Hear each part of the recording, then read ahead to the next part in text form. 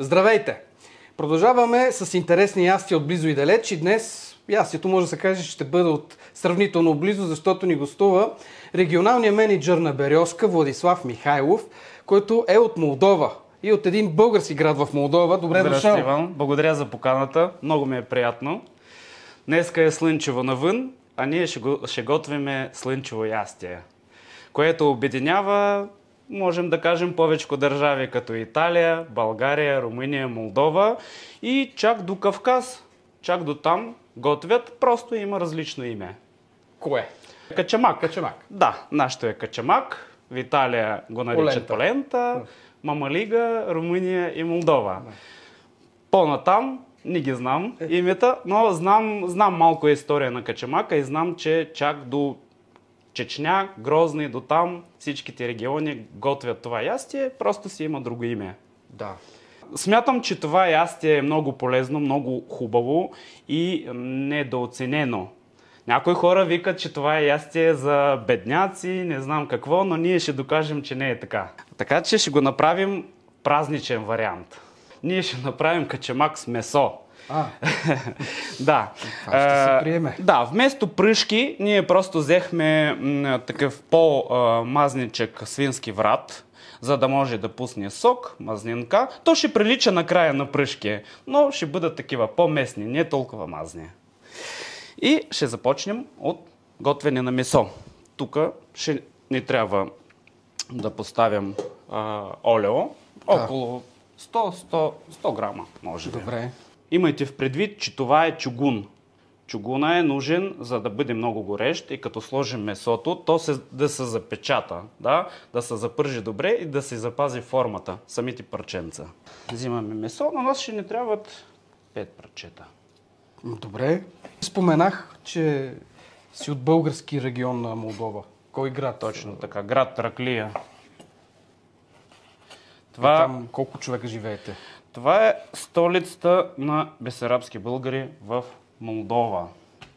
Точно до Траклия има град Болград, също е бесарабски български град, т.е. за това така се нарича. Защото там живеят българи, компактно. Това си е Одеска област и доколкото знам, в момента Одеската област плюс юг на Молдова сме около 240 хиляди българи. Не са малко. Не, това е един много голям областен град за тукашните ни представи. Да. Доста често, като сядаме някъде на заведение в България, ако има в меню качамак, аз винаги го поръчам. Защото на мен ми е интересно, във всеки един регион го готвят различно и винаги ми е интересно как е приготвено, защото всеки един регион си има свои традиции.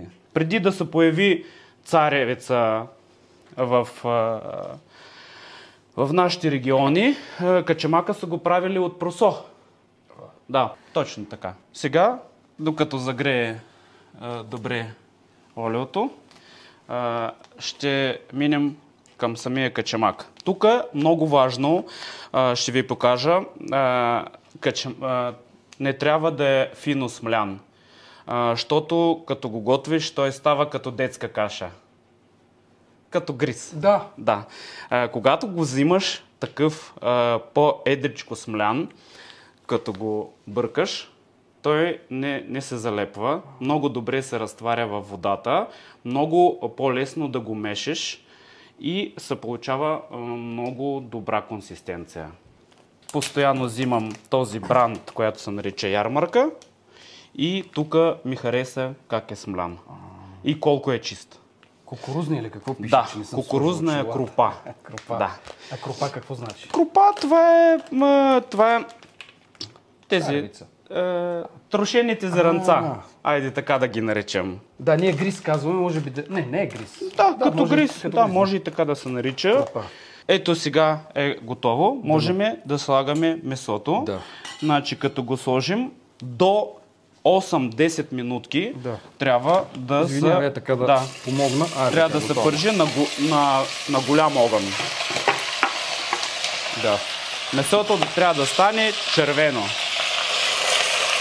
Така.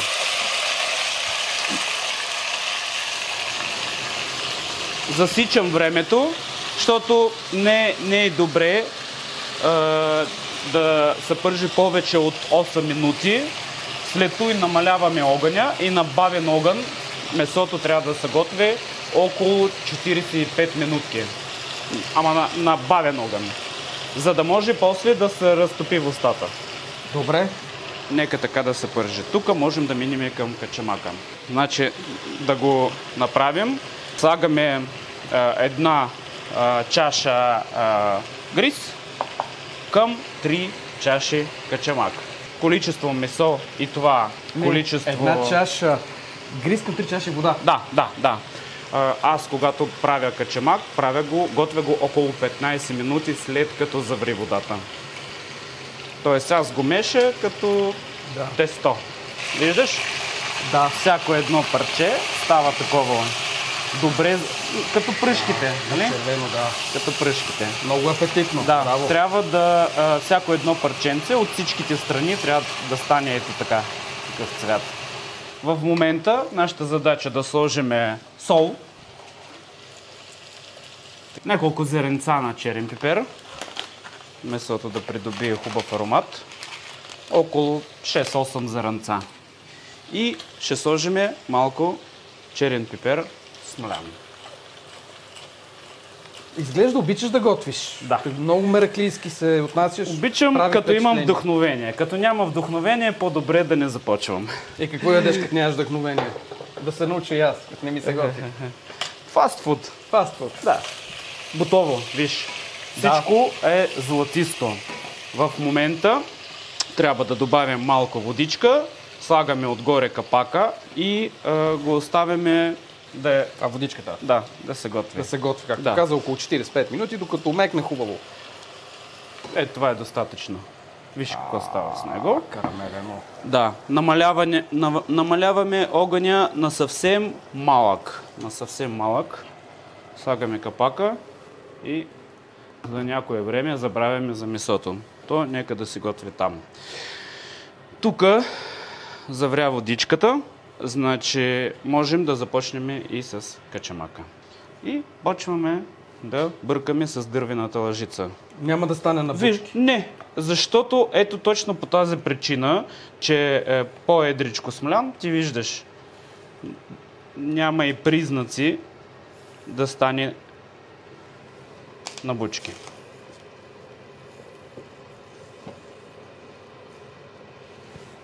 Ето така. И сега като заври, бавничко го бъркаме, после ще добавим малко сол, краве масло и ще го бъркаме постоянно, за да не се залепи за дъното. А по колко начина може да се готви качамак? Имам предвид, освен с тези меса, има ли и други рецепти? Да, другия рецепт, което е много интересно се получава, пържеш шаран или каракуда в този гриз. Значи взимаш рибата, ти го овалваш. Овалваш в гриса, паниран в същия гриз и вместо месо, както ти ще видиш как ние ще го сложим, ще го сервираме в чиния, се слагат парченца с риба. В момента ние с тебе ще направим чеснов сос за месото, но когато слагаш рибата на чиния, взимаш този чеснов сос и мажеш я малко отгоре. А ти молдовски знаеш ли? Знам. А знаеш ли какво е кушмалу и гугуца? Кушмалу и гугуце, това е шапка на едно момче, което името му Гугуце. Гугуце, това е момченце, което е... Палаво. Да, палаво момче. А защо не се впиши, че го знам? Исках да изпъкна с нещо, но не ми се получи. В Молдова има до днескашния ден много хубав десерт, което така се нарича. Може би по тази причина ти познаваш. Жокер, Сетих се? Да. Значи това е палачинки с вишня, което се слагат в вид на шапка и се поливат с един специален крем. Просто бях много впечатлен от този десерт, заснехме го. Той е до днескашния ден един от най-любимите десерти на хората, които живеят там и не само. Ти видя, как завря. Почна да пухти. Виж, сега. И за да не изкачат парченцата, аз накрих с капака малко да се успокои. Сега като се успокои, ще продължим да бъркаме. Защото много опасно може човека да се опари. Нали видя как скача? Ето.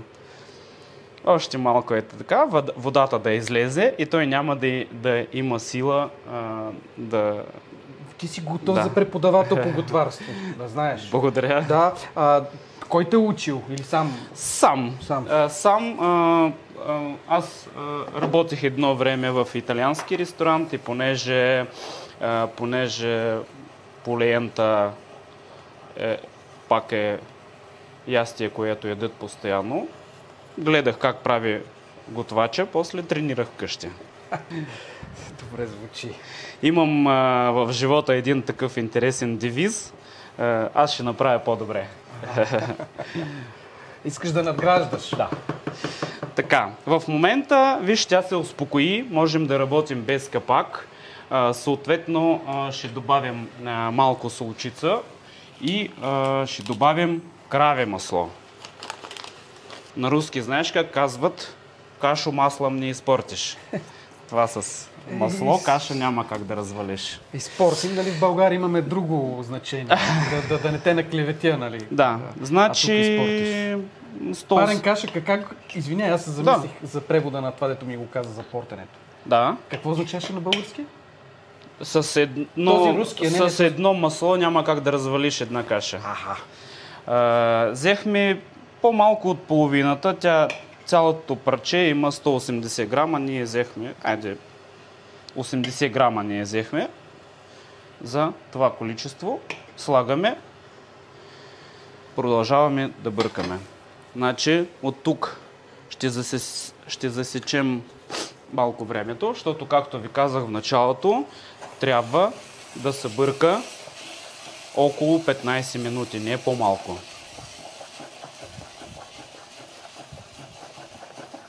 И не загаря, виждаме. Не. Да, затова е важно да е чугуне на тенджерата, нали? Да. И виждаш колко е лесно. Да, като друг го прави. Да, той е фактически готов. Сега ние трябва да приготвим соус за месо и други неща за сервиране, а него ще го изключим и ще го оставим няколко минути да си почива. Сега ще ми трябва твоята помощ да направим яйца на очи и ще направим един сос за месо. Ние вече го имаме готов. Аз съм го донесъл ето такъв. Той се нарича аджика.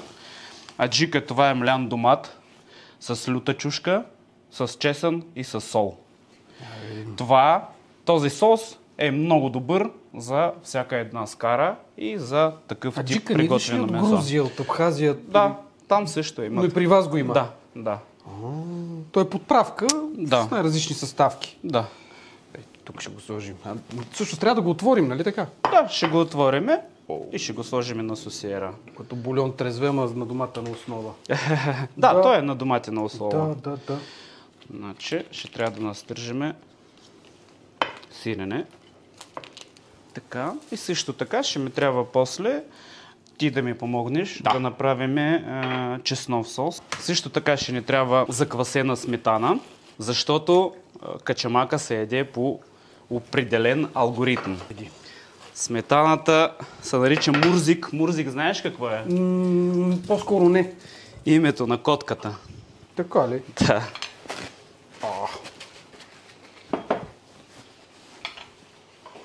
И какво е името на котката? Мурзик. Мурзик. Да. Който обича сметана. Ще направим малко чеснов сос с оцет, с олио и малко магданоз. Ами добре. Добре звучи. А това ядене и лятото ли се готви? Да. Виждам, че е калорично, за това Да, питам. по всяко време. Просто лятото може би по-добре да се яде с риба, защото тя не е толкова мазна, не е толкова калорична. Сложихме натрошено сирене и сметана. Също така ще сложиме и самия качамак и месото върху тази чиния и красиво ще ги оформим. Аз мисля, че го направих достатъчно финно. Да. Какво следва? Сега слагай го в сосиерата, добавяш малко оцет, малко олио и готово. Само това. В Молдова и в Румъния това се нарича муждей. Дано да го запомня, муждей. Да. Значи... тази красота... Виж какво става тук. Приказка се нарича. Ние сега взимаме ето така 1, 2, 3 скилитки чесън, слагаме в това месце, което е готово вече. Ще надам малко огън, 2-3 минутки да си вземе сока от чесъна и ще го сервираме в чинията. И дай да сложим в едната сосиера и от аджика и ще имаме 2 соса за наше вкусно, хубаво и красиво месо. За да има контраст, за да има и други цветове, ето така, слагаме по едно клонче магданос. Вуаля! Ние сме готови. Това какво означава, че може да се опита ли? Да. По молдовска традиция това нещо трябва да се консумира с едно хубаво червено вино. Така... Моето предпочитание е Каберне Савиньон с мерло смес. Какво е сега това вино? Това е молдовско вино от производител Винария Динвале. Това е един от най-големите производители в цяла страна, което произвежда хубаво, качествено, вкусно вино. Благодаря. Да пробваме. Обогатихме познанията си.